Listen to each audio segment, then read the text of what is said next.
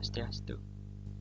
Perkenalkan, nama saya Eka Dewisnu Dharma Putra dengan NIM 2415091057. Di sini saya akan menerangkan tentang materi kehidupan setelah kematian. Jadi kita masuk ke materinya.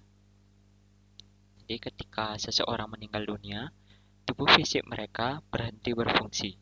Namun kesadaran mereka yang terbungkus dalam tubuh halus yang terdiri dari pikiran, intelek, dan ego halus melanjutkan perjalanannya. Tubuh halus ini tetap ada di alam semesta, naik ke salah satu dari 14 alam keberadaan.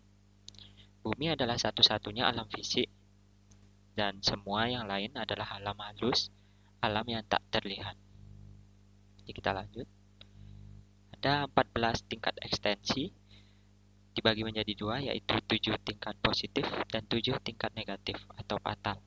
Jadi 7 tingkat positif ditakdirkan bagi jiwa-jiwa yang telah menjalani kehidupan yang dipenuhi dengan perbuatan baik dan praktik spiritual yang tulus.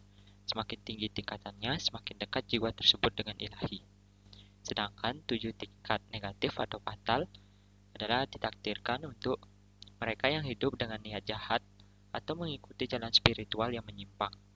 Setiap tingkat memiliki banyak subdivisi yang mencerminkan berbagai tingkat penderitaan. Di alam semesta terdiri dari 14 tingkat ekstensi yang secara luas dikategorikan menjadi 7 tingkat positif dan 7 tingkat negatif yang dikenal sebagai neraka atau fatal. Setiap tingkat memiliki banyak subdivisi. Kita lanjut. Jadi dari ketujuh alam positif tersebut, jadi kita mendaki mulai dari alam Puwarlok atau alam bawah. Jadi alam bawah ini merupakan alam halus pertama di atas bumi atau ruang transisi. Kemudian kita berlanjut ke surga bawah dan atas, di mana ini merupakan alam kesadaran dan kebahagiaan spiritual yang meningkat.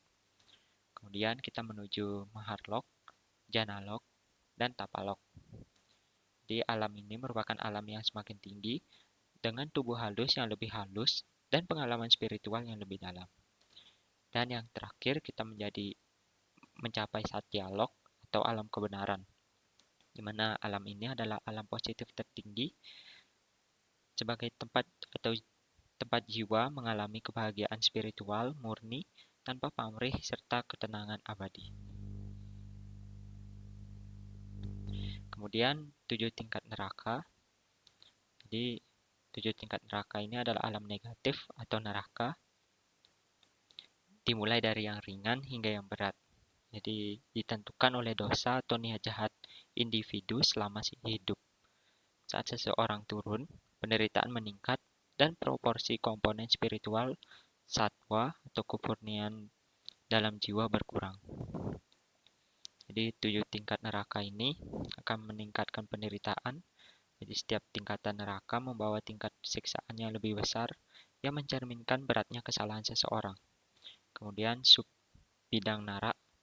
Di dalam setiap tingkat neraka, ada subbidang khusus yang disebut nara, yang diperuntukkan bagi hukuman terberat bagi roh-roh jahat. Nah, yang ketiga ada dominasi iblis tingkat tinggi, di mana tingkat neraka yang lebih rendah diperintah oleh iblis tingkat tinggi yang kuat, yang memerintah hantu dan entitas jahat lainnya. Kemudian faktor-faktor yang menentukan alam baka. Jadi tujuan jiwa di alam baka terutama ditentukan oleh keseimbangan 3 komponen halus, yaitu satwa, kemudian rajas, nafsu, dan tamas atau kebodohan. Jadi jiwa yang didominasi oleh tamas atau kebodohan, tubuh halus yang sebagian besar terdiri dari komponen tamas, itu berat dan menyebabkan turun ke alam keberadaan yang lebih rendah, jadi akan turun ke neraka. Dan kemudian jiwa yang didominasi oleh satwa, jiwa yang didominasi komponen satwa akan naik ke alam yang lebih tinggi dan lebih spiritual. Di keadaan mental pada saat kematian memiliki makna yang mendalam. Seseorang yang meninggal saat melantunkan atau bermeditasi memiliki potensi lebih besar untuk mencapai alam yang lebih tinggi.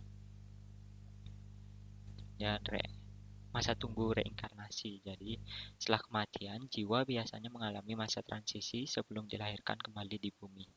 Durasi ini dapat berkisar antara 50 hingga 400 tahun atau lebih, tergantung pada karma yang terkumpul dan kesiapan kondisi duniawi. Interval ini memungkinkan jiwa untuk mengalami buah dari tindakannya, baik pahala maupun hukuman. Jadi masa tunggu minimumnya berkisar di 50 tahun dan masa tunggu maksimumnya berkisar di 400 tahun. Reinkarnasi juga menunggu kesiapan karma dari semua pihak yang terhubung, memastikan mereka dilahirkan kembali bersama pada waktu dan keadaan yang tepat. Kemudian tentang bunuh diri, jadi bunuh diri akan menghasilkan konsekuensi di mana tindakan bunuh diri dianggap sebagai penyia-nyiaan kesempatan berharga untuk pertumbuhan spiritual. Jiwa individu yang melakukan bunuh diri biasanya pergi ke alam bawah atau bahkan ke neraka.